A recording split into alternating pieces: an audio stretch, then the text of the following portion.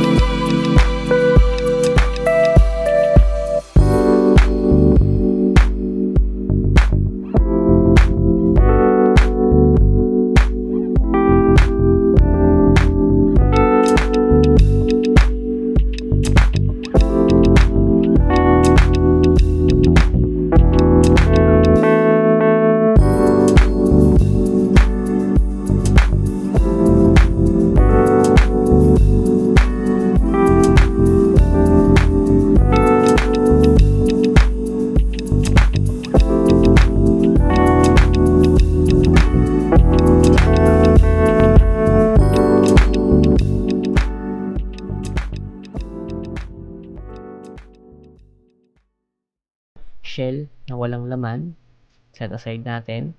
And then, ayan na po ang ating tahong na may laman. Diyan natin ilalagay yung ating toppings. Okay. Now, as you can see, ang dami niya. 50 pieces. Sarap. Alright, so gagamit po tayo ng maliit lang na fork para malalagay lang natin na mixture is yung ibabaw ng laman. So, spread out lang natin yung ating garlic cheese butter mixture sa ibabaw ng pinaka-tahong. Okay? Kasi matutunaw din po yan kapag na-oven natin. Yan.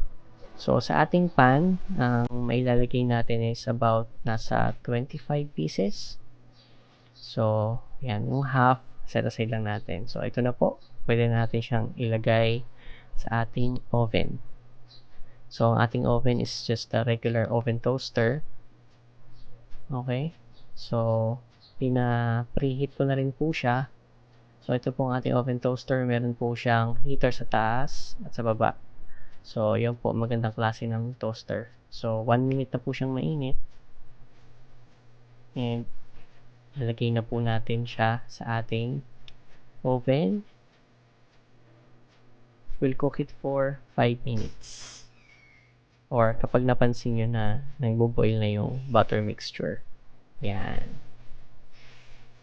Wow, luto na. So, pwede natin kunin.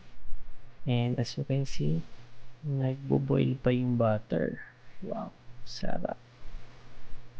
So guys, ayan po ang ating simpleng buttered tahong. So sa mga hindi po nakasubscribe sa ating channel, please click the subscribe button and like and share this video sa mga friends nyo gustong makatikim ng baked tahong. Thanks for watching. See you on the next one. Bye now.